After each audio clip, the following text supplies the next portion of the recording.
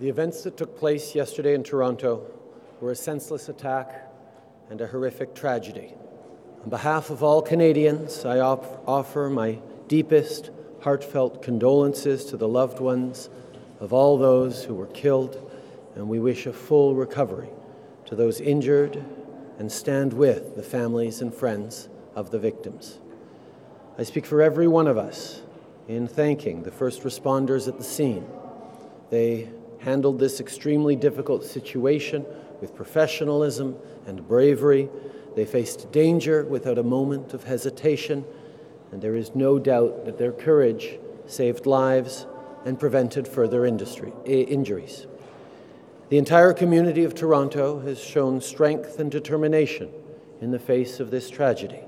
All Canadians stand united with Toronto today. Finally, I will note the excellent collaboration between all orders of government and law enforcement in the handling of this situation. We are continuing to monitor it closely and work with our law enforcement partners around the country to ensure the safety and security of all Canadians. Les événements survenus hier à Toronto sont une attaque insensée et une tragédie horrible. Au nom de tous les Canadiens, j'offre mes plus sincères condoléances aux proches de ceux qui ont été tués et nous souhaitons un prompt rétablissement aux personnes blessées. Nous sommes de tout cœur avec les familles et les amis de toutes les victimes. Je tiens à remercier les premiers répondants qui ont su gérer cette situation extrêmement difficile avec courage et professionnalisme.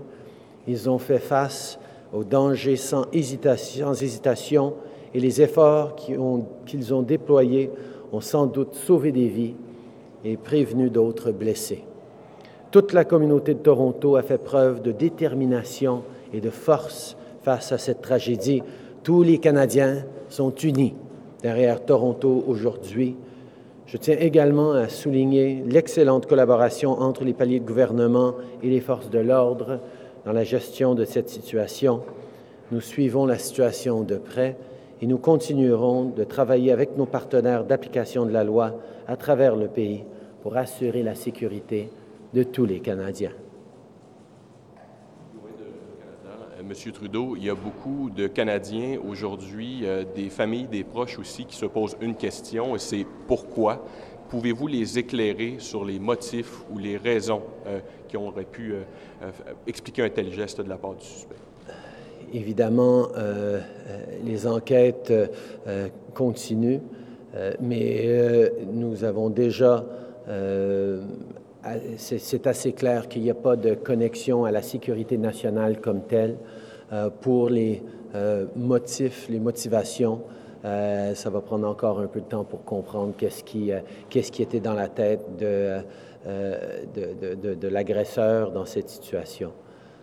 Mais les Canadiens se posent beaucoup de questions et nous sommes tous ensemble à se poser des questions sur cette attaque insensée. Obviously, all Canadians continue and will continue to have questions about why this happened, what could possibly be the motives behind it. As was indicated last night by our Public Security Minister, at this time we have no reason to suspect that there is any national security element to this attack, but obviously the investigations continue. Comment pouvez-vous rassurer les Canadiens alors que ce genre de geste-là est presque impossible à prévenir au fond?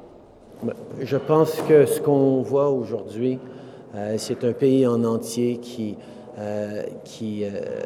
prend un moment pour réfléchir à comment nous pouvons être là les uns pour les autres. On pense à Toronto et aux familles des victimes.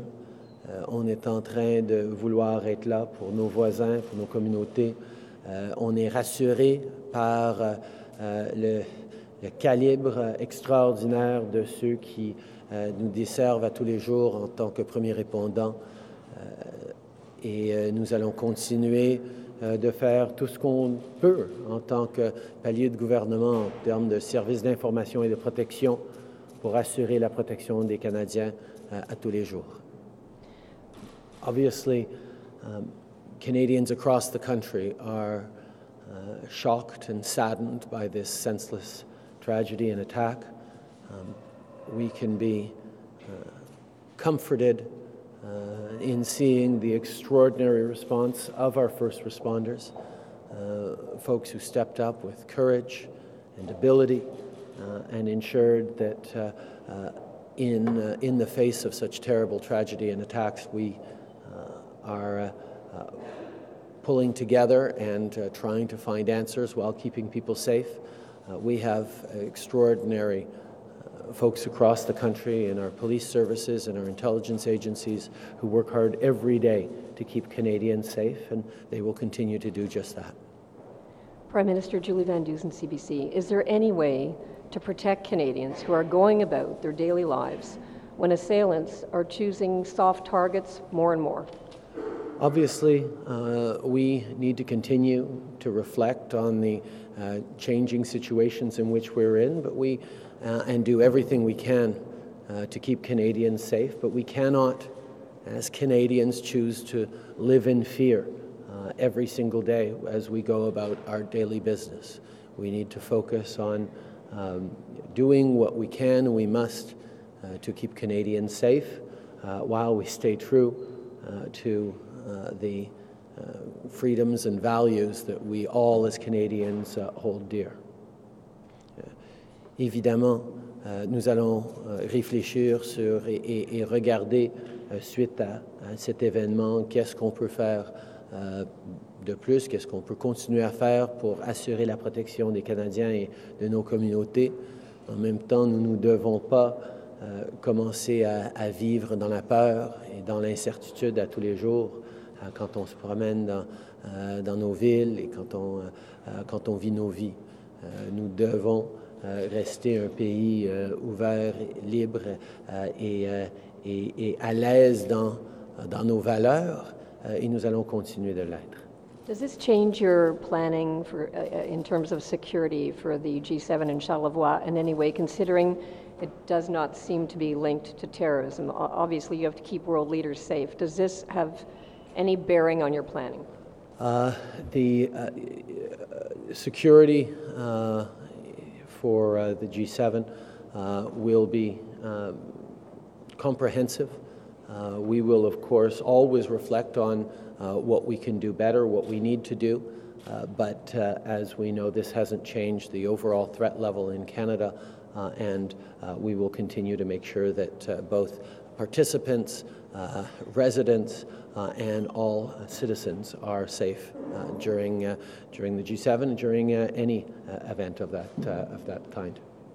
Dernière question. Pouvez-vous juste répéter ça en français pardon. avant ma dernière question?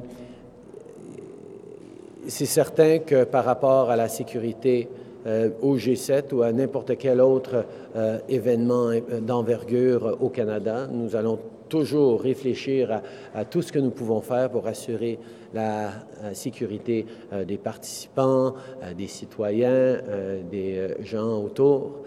Mais nous reconnaissons que cet événement-ci n'a pas changé le niveau de menace au Canada, mais nous allons toujours être ouverts à réfléchir à ce que nous pouvons faire mieux et apprendre de tragédies terribles comme celle-ci. Michel Lamarche, TVA Nouvelles. Monsieur Trudeau, plusieurs ce matin auraient pensé que vous seriez vous-même à Toronto, considérant l'ampleur de la tragédie. Qu'est-ce qui fait que vous faites cette déclaration aujourd'hui à partir d'Ottawa? Je pense que tous les Canadiens sont à Toronto aujourd'hui dans leur pensée, dans leurs prières, dans leur cœur. J'ai parlé hier soir au maire et à la première ministre. Nos experts en sécurité, nos services de renseignement sont en train de travailler, de collaborer très étroitement avec tout le monde sur le terrain. Mais on sait très bien que ça continue d'être une enquête active et j'ai l'intention d'y aller dès que ça a du sens que j'y aille. Pour l'instant, je pense qu'on va laisser les gens faire leur travail sans trop de perturbations, ce qui est toujours le cas avec un premier ministre qui arrive. I spoke last night with the Premier and the Mayor Our police services, our intelligence agencies are all working very, very hard, closely coordinating with the folks on the ground. I think all Canadians are with Toronto today, in our hearts, in our prayers, in our thoughts. I will, of course, go to Toronto for this as soon as it makes sense to do so. But right now it's very much an active, ongoing situation, and I wouldn't want to distract or remove any personnel or any focus away from the important work that's being done, both for the victims and their families and for the investigation. Merci beaucoup tout le monde.